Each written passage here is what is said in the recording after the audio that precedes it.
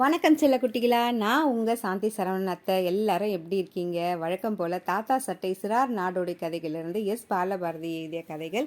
அதிலிருந்து நம்ம இன்றைக்கி ஒரு குட்டி கதை பார்க்க போகிறோம். என்ன கதை தெரியுமா? ஃப்ரெண்ட்ஸை பற்றி தான். வாங்க கேட்போம். கதையோட தலைப்பு என்ன தெரியுமா? கொஞ்சம் தங்க காசுகளும் 3 நண்பர்களும். அது ஒரு மாஞ்சோள கிராமம். அங்கே 3 ஃப்ரெண்ட்ஸு ரொம்ப திக் ஃப்ரெண்ட்ஸாக இருப்பாங்க. நீங்கள்லாம் எப்படி எவ்வளோ திக்காக இருக்கீங்க, அதே மாதிரி ஒன்றா சாப்பிடுவாங்க, ஒன்றா வேலைக்கு போவாங்க, ஒன்றா தூங்குவாங்க, எப்பவுமே ஒன்றாவே இருப்பாங்க. ஒரு நாள் வீதியில் நடந்து போயிட்டே இருக்கும்போது தூரமாக ஒரு சுருக்கு பை இருக்கிறத பார்க்குறாங்க.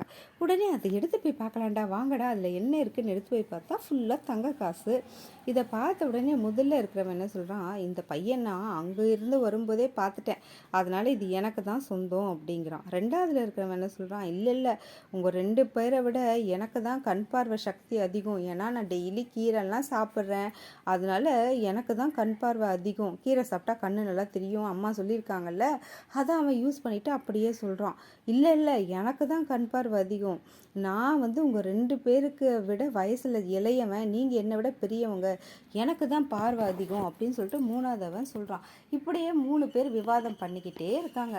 அந்த வழியாக ஒரு நாடோடி பெரியவர் வராரு. அவர் அந்த 3 பசங்களை கூப்பிட்டு, இங்கே வாங்கப்பா, ஏன் இப்படி அடிச்சுக்கிறீங்க அப்படிங்கிறாரு. நம்ம வீட்டில் நம்ம சண்டை போடும்போதும் நம்ம அப்பா அம்மா எல்லாம் அப்படி இதெல்லாம் சொல்லுவாங்க.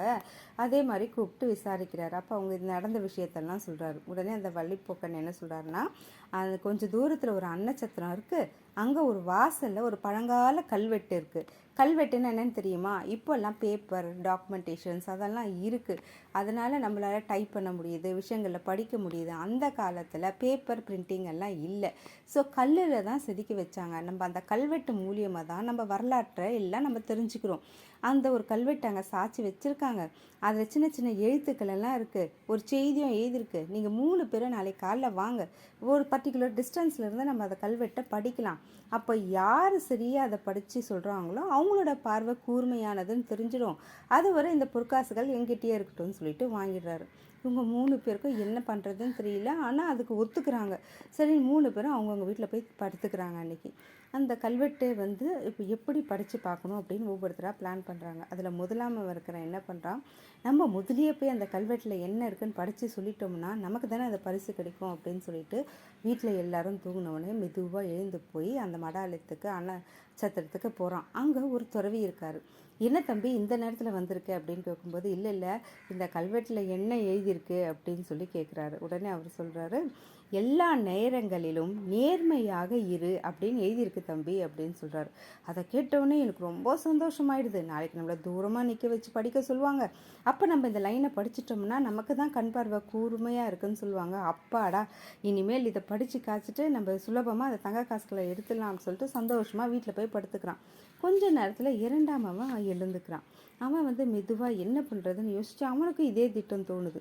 நேராக அன்னச்சத்திரத்துக்கு போய் அங்கே இருக்கிற முதலாவன் கேட்ட அதே கேள்வியை கேட்குறான். அவரும் கல்வெட்டில் இருக்கிறத அப்படியே வாசித்து காமிக்கிறாரு.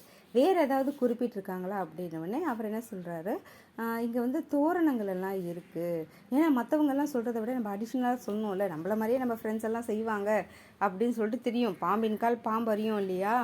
துறவியும் இந்த கல்வெட்டை சுற்றியும் அழகான அலங்கார தோரணங்கள் எல்லாம் வரைஞ்சிருக்காங்கப்பா அப்படின்றாரு. இது போதும், இதை வச்சு நாளைக்கு நம்ம 2 இன்ஃபர்மேஷன் கொடுத்தோன்னே நமக்கு தான் பார்வை அதிகமாக இருக்குன்னு சொல்லிட்டு நமக்கு அந்த தங்க காசை கொடுத்துருவாங்க அப்படின்னு சொல்லிட்டு அவன் சந்தோஷமாக வீட்டுக்கு போய் தூங்கிடுறான். நடு ராத்திரி ஆகுது. 3ஆவதவன் எழுறான். கண்டிப்பாக இவங்க 2 பேர் போய் பார்த்துருப்பாங்க, ஏதாவது நம்மளும் அதே மாதிரி போய் பார்க்கணுன்னு பிளான் பண்ணிவிட்டு அதே துறவியை போய் சந்தித்து அவர்கிட்ட இந்த விவரம் கேட்டவொடனே அவர் அதே மாதிரி படித்து காமிக்கிறார். எல்லா நேரங்களிலும் நேர்மையாக இரு, அழகாக தோரணங்களெல்லாம் இங்கே கட்டியிருக்காங்க அப்படின்னு சொல்கிறாரு. இவன் அடிஷ்னலாக வேறு ஏதாவது இருக்கா அப்படின்னு சொல்லி கேட்குறான். இந்த கல்வெட்டை அன்பளிப்பாக தந்த செல்வேந்தர் பெயரும் இதில் எழுதியிருக்கு அப்படின்னு சொல்கிறாரு. அப்பாடா, இது போதும், இந்த 3 விவரங்களையும் நம்ம சொன்னோம்னா கண்டிப்பாக சுருக்கு பை நமக்கு தான் கிடைக்கும்னு சொல்லிட்டு அந்த 3ஆவதவனும் சந்தோஷமாக வீட்டுக்கு போய் படுத்துக்கிறான். 3 பேருக்குமே இவங்களுக்கு கன்ஃபார்ம்டாக அவங்கெல்லாம் போயிருப்பாங்களா அப்படிங்கிறது தெரியாது. அவங்கவுங்க நினச்சிக்கிறாங்க தான் மட்டும்தான் போயிருப்போம், அவங்க போயிருக்க மாட்டாங்களோ போவாங்களோ அப்படின்ற யோசனையோடையே இருக்காங்க. மறுநாள் காலைல 3 பேருமே சேர்றாங்க. பெரியவரோட குழுவாக அன்னசத்திரம் நோக்கி போகிறாங்க. முதல் நாள் இரவு அன்னச்சத்திரத்துலேருந்து போன அதே துறவி அங்கே இருக்காங்க. 3 பேருமே ரகசியமாக வச்சுருக்காங்க. அன்னச்சத்திரத்துக்கு போயிட்டு வந்தோன்னு யாருமே ஒருத்தருக்கு ஒருத்தர் சொல்லிக்கல, எல்லாமே அனுமானம் மட்டும்தான் படுறாங்க. பல அடிகள் தூரமாகவே என்ன பண்ணிடுறாரு, அந்த சன்னியாசி நிறுத்திடுறாரு. இப்போ இருந்து அங்கே கல்வெட்டை படிங்க அப்படின்றார். முதலானவன் அந்த முதல் செய்தியை படிக்கிறான். என்னன்னு படிக்கிறான், இது போல் வந்து எல்லா நேரங்களிலும் நேர்மையாக இரு அப்படின்னு சொல்லிட்டு சொல்கிறான். உடனே பார்த்தீங்களா, எனக்கு தான் பார்வை நல்லா தெரியுதுன்னு. அடுத்தவன் என்ன சொல்கிறான், இரு இரு அவசரப்படாத, இதில் எல்லா நேரங்களிலும் நேர்மையாக இருன்னு மட்டும் எழுதியில் சுற்றி அலங்கார தோரணங்களும் இருக்குது அப்படின்னு சொல்கிறாரு.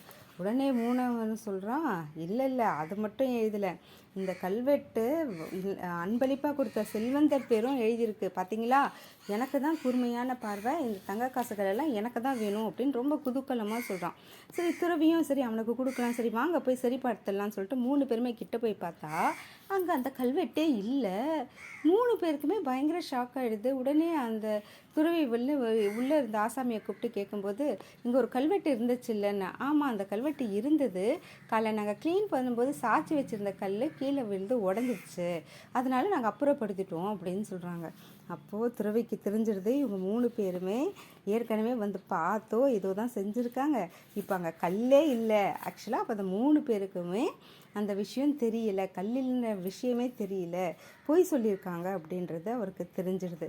உடனே அப்போ இவங்க 3 பேருமே அப்படின்னு அசடு வழிகிறாங்க. அவங்களுக்கு இந்த காசுகள் வந்து உங்களுக்கு சொந்தமானவை அல்ல, அதனால் இதை நான் அன்னச்சத்திரத்துக்கே நன்கொடையாக கொடுத்துட்றேன்னு சொல்லிட்டு அந்த துறவி அதை எடுத்துகிட்டு போயிடுறாங்க. இந்த 3 பேருமே தங்க காசுகள் கையை விட்டு போக்குனதுனால ஏமாற்றத்தோடு இருக்காங்க.